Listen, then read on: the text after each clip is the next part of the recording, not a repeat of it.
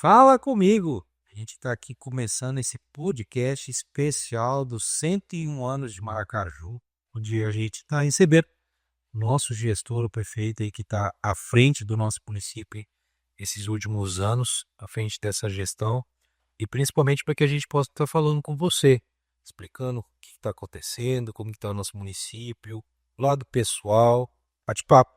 Na verdade, a gente, da mesma maneira que a gente teve lá aquela entrevista contigo, prefeito, no programa de rádio, a ideia é essa, porque a gente poder ampliar mais um tempo de discussão e principalmente para que as pessoas possam entender o que vem sendo feito e qual que é o propósito nesse sentido todo.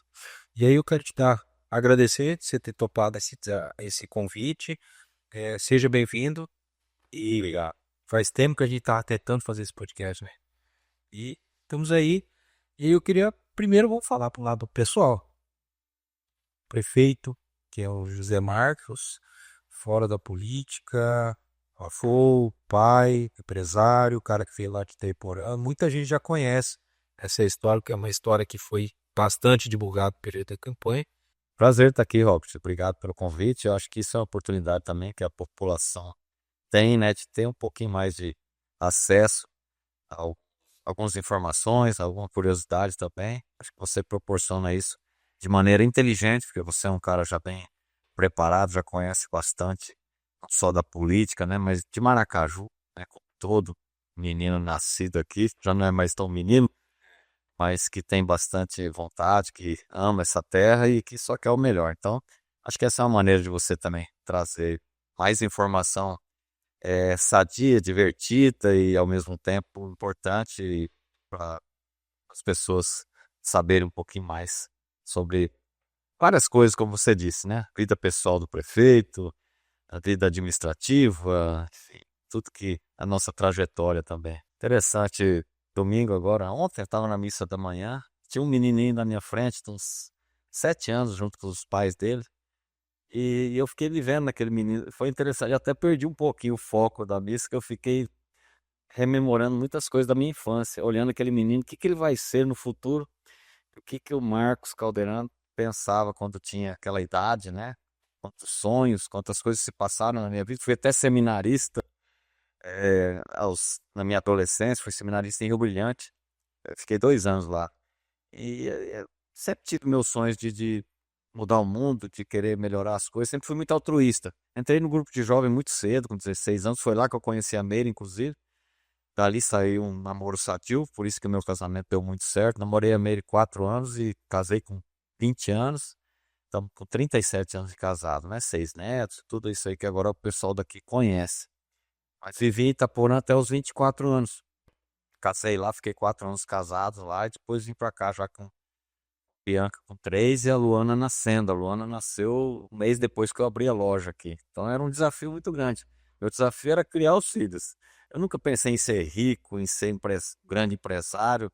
Confesso que eu não sou esse visionário todo que as pessoas pensam. Grande, um mega empresário, visionário que planejou tudo para tudo dar certo. Não, eu tinha muita vontade, muita garra e um desafio, como eu disse, de educar meus filhos, de poder dar uma escola para eles, de dar um futuro, pelo menos o estudo, uma formação, não só profissional, mas uma formação pessoal, como eu sempre criei eles, dentro da igreja, inclusive, sempre permaneci.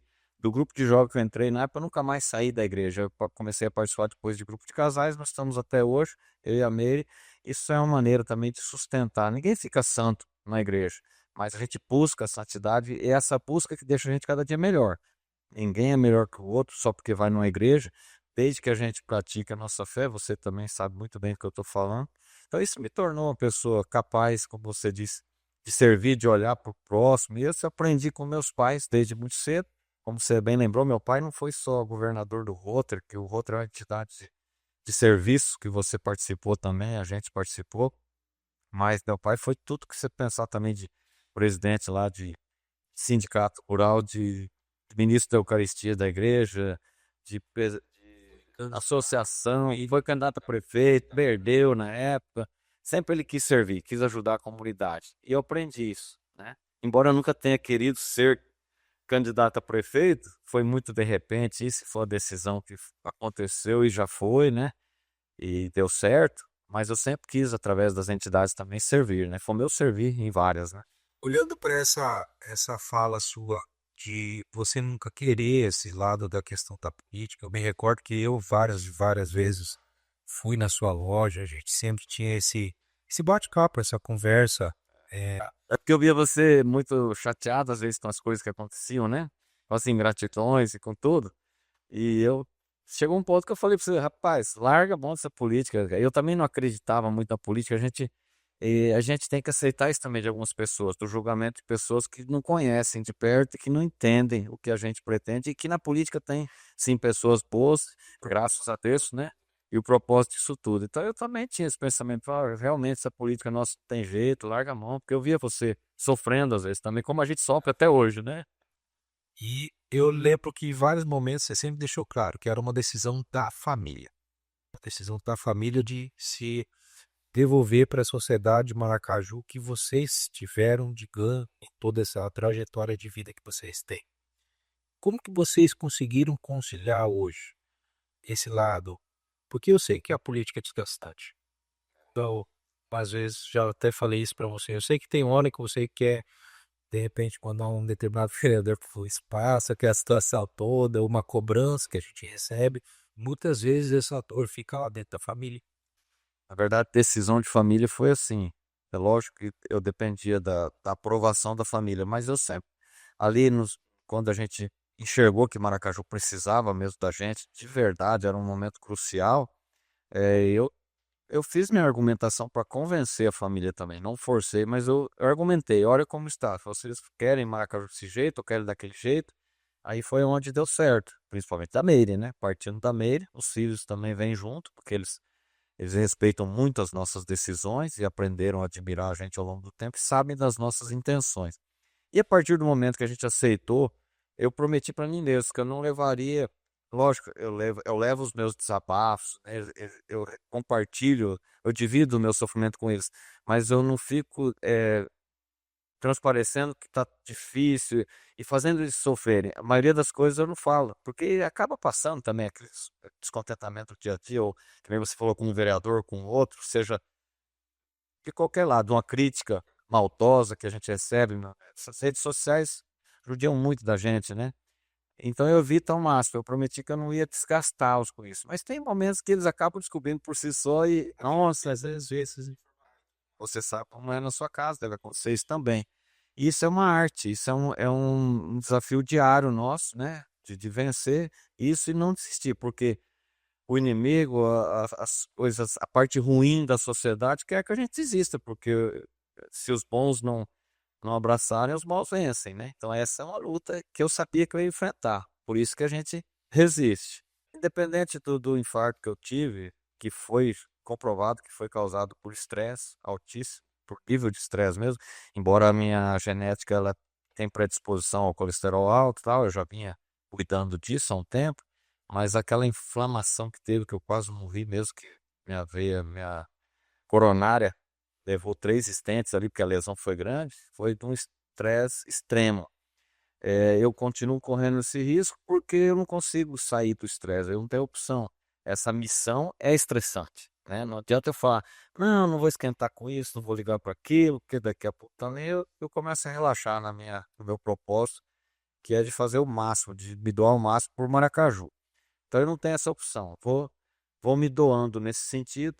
Mas quando eu encarei o desafio lá atrás, que a Meire topou também, a família abraçou, era para um mandato, né? Isso é normal, é comum acontecer isso com os candidatos e depois quererem continuar. Por quê? Porque você vê um trabalho tão dificultoso, que demora tempo sendo realizado e você interromper na metade. 4 anos é muito pouco, de fato. Realmente 4 anos eram pouco, diante do que a gente vinha realizando, que foi muita coisa, graças a Deus. A gente conseguiu muita coisa, o apoio importante do governo do estado, né? A gente estava tudo no mesmo time ali e continua, né? Então o campo era muito favorável para que Maracaju continuasse ganhando com isso, com a nossa permanência e indo para a reeleição. Então, assim, é insano falar que eu fui para uma reeleição diante, apesar que eu infartei depois no ano da reeleição, né? É insano falar, pô, o cara tá infartando, tá morrendo por causa do estresse e vai para uma reeleição. Mas é muito interessante essa questão do apego, do amor que a gente tem pela cidade a se doar a tal ponto de querer ver mais resultados. Então, eu sou muito mais levado pela vontade de fazer do que pela vontade de desistir. Mas assim, o projeto, como você diz, planos, né? Como que fica daqui para frente? Hoje eu te digo assim, hoje, né? A gente nunca pode dizer nunca, né? Nunca diga nunca para algumas coisas, mas hoje a minha missão é cumprir esses 4 anos e voltar para minha empresa, para minha família, né? Eu acho que é mais do que missão cumprida, vamos dizer. 4 anos já seria bom, já teria cumprido a minha parte, feito, dado a minha parcela de contribuição. Mas como precisou de mais 4, acho que 8 é suficiente, né? Até porque não posso ir para reeleição de novo. E aí, questão de deputado, coisa, pessoas perguntam muito, mas eu acho que é muito cedo para isso. E hoje eu não pretendo. Mas eu quero saber de você hoje, prefeito, co- Marcos Caldeirão, qual que foi o maior desafio até aqui? Se for pontuar pontualmente, o maior desafio foi a pandemia, que nós assumimos no auge da pandemia, na explosão, uma coisa que o mundo inteiro estava apavorado, não sabia como fazer. Graças a Deus, nós tivemos um comitê gestor muito bom do Estado, que a gente foi seguindo as recomendações do Estado e foi tudo dando certo. Nossa saúde bem estruturada em Maracaju e a gente conseguiu perder menos vidas possível, mas perdemos muitas, infelizmente. Mas hoje eu vejo cada dia tem um desafio novo. Hoje nós estamos com uma epidemia aí, né, de gripe, de um surto aí. Tivemos a chikungunya muito mais forte de todos os tempos, né? Tivemos muitos números de chikungunya. A gente vai, cada dia é um dia, um leão para matar, mas é assustador tem hora, porque recai sobre o colo da gente a responsabilidade, né? Bem ou mal, mas recai sobre o colo da gente. Mas o maior desafio, assim, de maneira, vamos dizer, genérica, assim, foi a própria política mesmo, como a gente disse no início, que tinha aquela aversão, aquele medo, aquela aversão à política, e a gente se vê dentro dela tendo que lidar com os vícios da política, tendo que cortar um monte de vícios, de coisas que erradas que vinham sendo feitas, de enfrentar muitas, não é, vou falar oposições, mas muita resistência de quem estava sendo mexido, vamos dizer, né, que estava sendo contrariado. E até hoje, quando você não atende, você atende 10 coisas bem arrumadinha, na 11ª, se você não conseguir atender, a pessoa já sai falando mal. Então, assim, o desafio é esse, o maior desafio é esse, é não conseguir agradar a todos. E nunca vou conseguir, isso eu sei, mas a gente se frustra em muitas ocasiões de não poder realizar aquilo que a pessoa, a população ou determinada categoria está pedindo, e a gente não consegue, porque não tem dinheiro para tudo, né? Embora, mas Maracaju é rico, mas toda a riqueza, todo o dinheiro tem limite. Então não é possível atender todas as coisas. Ah, mas tinha dinheiro, mas a gente tinha que saber aplicar esse dinheiro e aproveitar o momento também da parceria com o governo do estado, tudo que aconteceu, né? Essa parceria com a Câmara foi uma coisa que, sim, que eu achava muito mais difícil, de trazer a Câmara junto num nível de respeito que nós estamos tendo hoje, já tivemos no outro mandato nosso aí, de ter vocês todos sendo mais respeitados pela população, vocês tendo voz, tendo vez. Embora a gente tenha as divergências, que isso é muito saudável, nós temos parte, são todas discussões em favor da população. Então eu vejo hoje assim, eu consegui trazer a Câmara num patamar assim de respeito. E o servidor também. O servidor que tinha muita fama, às vezes, de não faz nada, ganha bem, não faz nada, o servidor. Hoje o servidor é muito respeitado porque a gente caminhou junto. Eles que fizeram essa gestão boa, né? Eles que me acompanharam na minha ideia, no meu puxar essa vontade de transformar Maracaju. Eles vieram juntos, acreditaram. E eu acredito que pode-se dar o mérito todo aos nossos servidores, aos nossos secretários e a Câmara que foi parceira sempre da gente. Você, aliás, você fez uma excelente gestão nos 2 mandatos seus, foram os meus primeiros 4 anos. Me ajudou muito isso aí também, esse entendimento com a Câmara. Estamos tendo também uma boa condição hoje com o Renner, então isso tudo facilita o trabalho também do Executivo. Eu estava hoje lá em Capurana, inclusive, num evento importante, lá também te entrega assinaturas de ordem de serviço de casas populares para índios e para assentados, né? No nosso caso, a aldeia foi beneficiada mais uma vez, já foram 50 casas um evento que teve em Dourados e hoje foi em Campo Grande mais 28 casas. Eu gostei muito da fala, de novo, para variar, que eu adoro as falas do Eduardo Riro, do nosso governador, que é muito sensato e muito politizado e cuidadoso nessa parte do diálogo, né? E ele falando novamente, parceria com o governo federal, importante, estava lá o secretário nacional da cidadania. Então, embora a gente saiba das polarizações, das rejeições desse ou daquele partido, mas o nosso governador é muito cuidadoso disso, ele é muito centro mesmo, é muito equilibrado. Eu tenho essa vertente também, você acha que tem também. Por quê? Porque é para a população, é para Independente da bandeira, o foco. nós não eleição é uma coisa, se discute partido, se discute polarização na eleição. Passou a eleição, nós estamos aqui para buscar resultado para as pessoas. Então eu tenho que falar, ficar criticando o Lula, né? Porque a gente votou no Bolsonaro. Eu vejo com muitos bons olhos as coisas boas que o governo também lá federal tem e está trazendo para nós, através de emendas importantíssimas, né? A bancada federal tem trazido muita coisa para nós, você também tem conseguido bastante nos ajudar nesse ponto de buscar esses recursos. E, Juntamente com os outros vereadores. exatamente. E, e vamos dizer, por acaso o governador daqui, nem por isso ele puxa a brasa só para nossa sardinha. Ele é um governo municipalista, está ajudando todos os municípios. Então ele tem esse olhar muito importante, interessante, de não olhar partido, não olhar ideologia na hora de atender a população. Eu tenho essa obrigação também. Você sabe disso, vocês também têm essa obrigação de, na hora de atender, na hora de ver um projeto importante e bom para a população, não ficar olhando ideologia nem partido, né? Não, e por um momento eu achei que é porque o Reinaldo era daqui, depois peguei 2 anos do Reinaldo, agora o Rio também atende a gente no dia, ele responde e tal. Eu achei, porque, né, nós somos Paracaju. Cara, você vê os outros prefeitos todos felizes com isso, a maneira como ele atende, a rapidez com que ele atende as agendas. Como a gente também, né, ó, você sabe que a gente, quando as pessoas querem falar com a gente, vocês, o vereador, eu não tenho, dou voltas, não. Se eu posso, já atendo, já marco naquela hora, fico um pouquinho mais na prefeitura e já vou matando as agendas para não acumular. Isso funciona muito bem, isso dá agilidade, né? E é o respeito, né, com as pessoas, né, com os legisladores, com o executivo. Então, o governo tem esse olhar, assim, muito de proximidade, né, com os prefeitos, com os vereadores, né? Eu vejo nos discursos deles, eles sempre mencionando vocês, né, vereadores, da importância que realmente o vereador tem, né, no processo todo. Ele está lá falando às vezes para os prefeitos, está entregando um negócio lá, ele faz questão de falar do vereador, assim como eles valorizam a Assembleia Legislativa, né? Maracaju, conquistas, teve a Praça Central, tivemos Parque Ecológico, o boom de investimento que foi feito na educação, na parte de infraestrutura. Como você viu os 100 anos de Maracaju, nesse findado, seu mandato anterior e os próximos anos?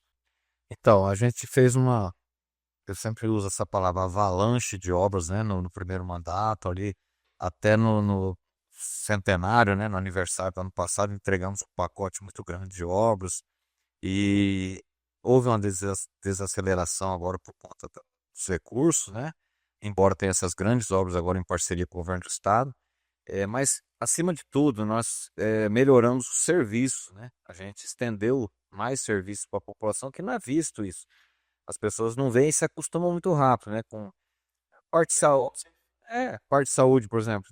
Ninguém vê que foi colocado mais especialistas, mais transporte, mais casa de apoio. Tudo são custos que a gente foi gerando, né, em benefício da população.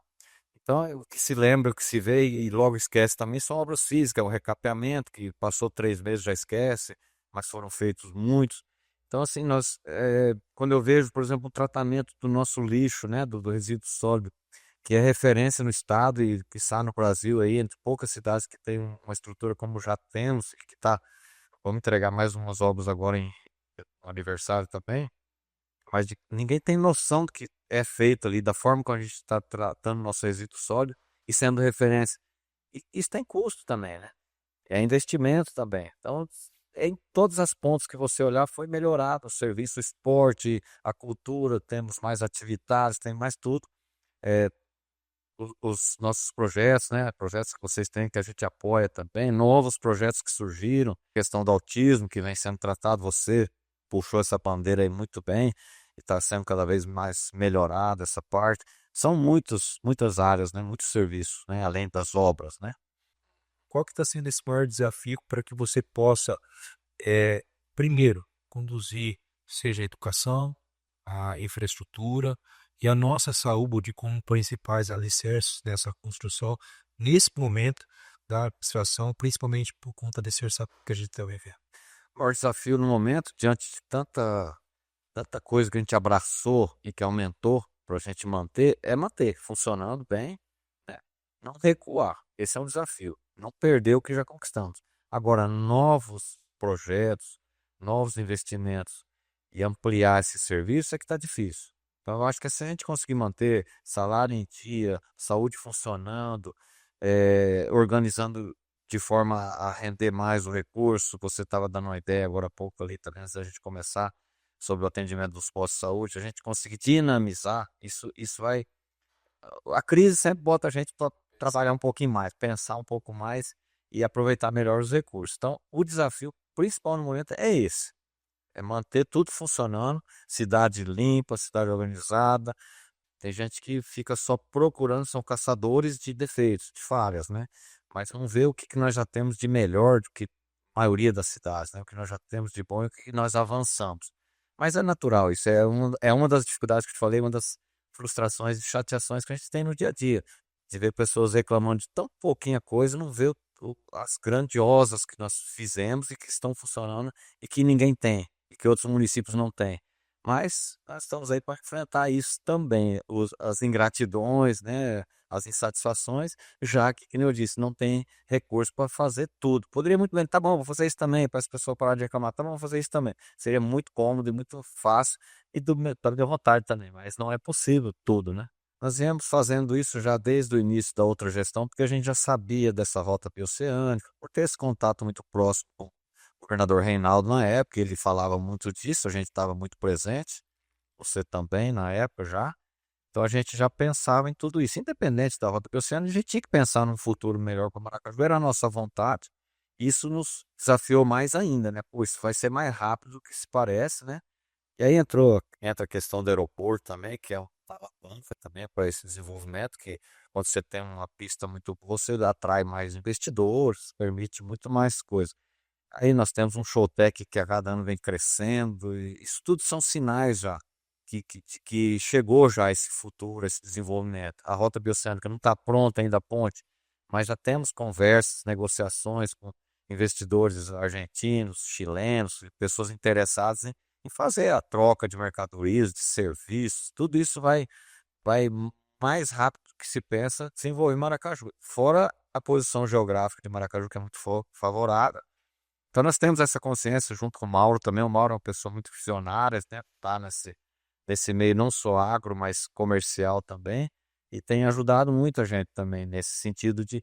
Mas o que que é o principal que você tem que preparar a cidade? Nós trabalhamos bastante nisso, que é a educação, uma saúde, segurança da nossa cidade. Não é responsabilidade do município, mas é a segunda cidade mais segura do estado.